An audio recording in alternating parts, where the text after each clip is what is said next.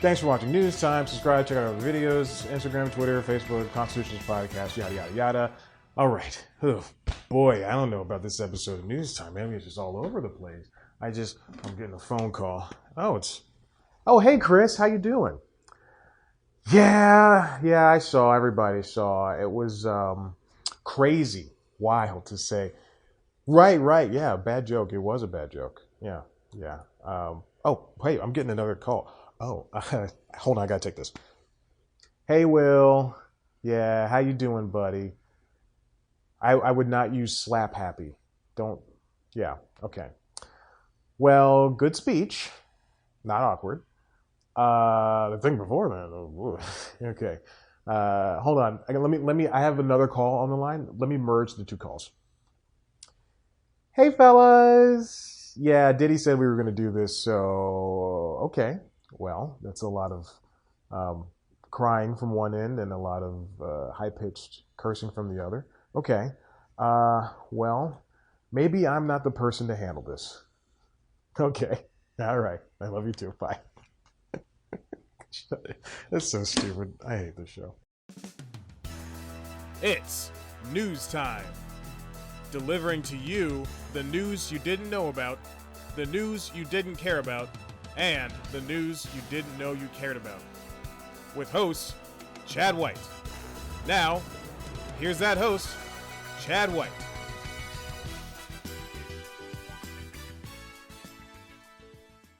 Welcome back to News Time. I'm your host, Chad White, and this is the Slap Oscar news. Oscar news you didn't know about.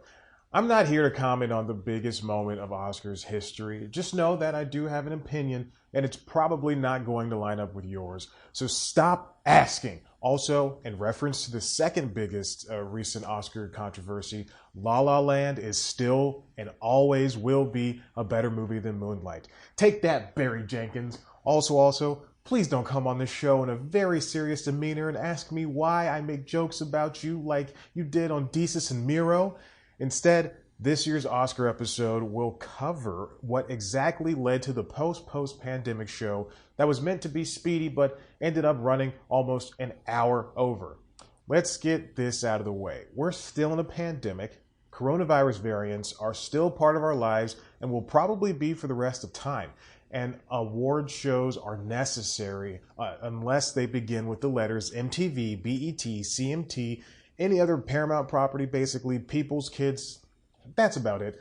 With new variants popping up every few weeks, the pre- and post-Oscars box office that usually saw swell for nominees and winners could be near non-existent. Indie movies that rely on extra cash now must wait for the streaming to save them.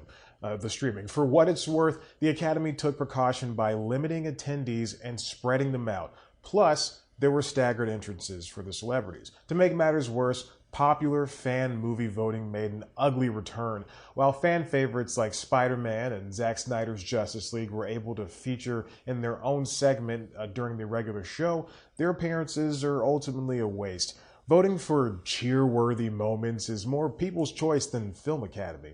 I'm not even an uppity cinema guy. I like Spider-Man, Justice League, and Army of the Dead and the rest, but if they were going to be nominated, they would have been nominated. Remember, the first Suicide Squad is an Oscar winner. So is the first Star Wars movie. They tried this a couple of years ago, only to scrap it before the show, which resulted in the 19th movie in the Avengers franchise to be nominated for Best Picture, which, gross. Speaking of voting, Academy voters turned out as the most ballots were turned in, making for a historic year. So too did the viewers, but that was probably due to other things. This year's telecast took place on ABC. The hosts were announced later than usual, and this time we had 3 comedic voices to shepherd us along. They were not used enough for my taste. The interplay that was there was good. I want more of that. We'll get it when I host, baby. Hashtag OscarsSoChad. The Disney-owned broadcaster was thought to bring classic synergy to the show. They did. Commercials for its 3 streaming services featured in many of the ad breaks. Both ABC News and Good Morning America featured broadcasts leading up to, day of, and day after the show. There were marathons of movies across various networks, as well as an awards-themed Simpsons one that I, of course, watched all of. Not to mention ad space sold out rapidly. This was a chance to showcase a newer version of the Oscars. Faster, hipper, yet somehow longer. And that's the problem. This year's Oscars lasted so much longer than it should have. This leads me to the biggest problem of the show, the cutting of awards. Announced in late February, 8 categories were shunned from the broadcast, only to be awarded in a separate ceremony on the same day, an hour before the regular show. Not one person was happy with the decision. Just look at what Dylan O'Brien tweeted. He also sent me the same thing for my birthday invite. I still haven't gotten over it. There were objections at every level, with denunciations coming out of all nooks. In fact, a couple of resignations took place just to boycott the decision entirely. Just like popular voting before it, the Academy tried to cut categories in 2019 as well, only to reverse that decision too. The show also suffered from a litany of other woes that can mostly be blamed on ABC itself, who also has the telecast rights until 2028, as well as some of the leadership and awards committee. The Academy Awards were great this year. It was also diverse. There was a slap, and a movie about differently abled people won Best Picture. All in all, a pretty good year. What's not good is the lack of transparency when it comes to how the show was put on.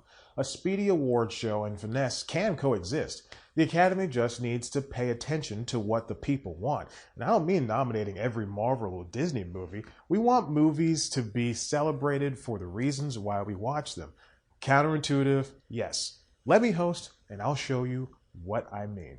And while we wait for the decision, which probably won't come, why don't you subscribe and check out one of our other videos. Of course, you can head to the website, cpluscomedy.com, where there are so many things that you'll be slapped for entertainment. I'm so sorry, Will and Chris and Jada, everybody involved. You can follow us on Instagram and Twitter at cpluscomedy. Follow me on Instagram and Twitter at ChadBlackWhite. Like us on Facebook. Listen to the Constitutionals podcast wherever you get your podcasts.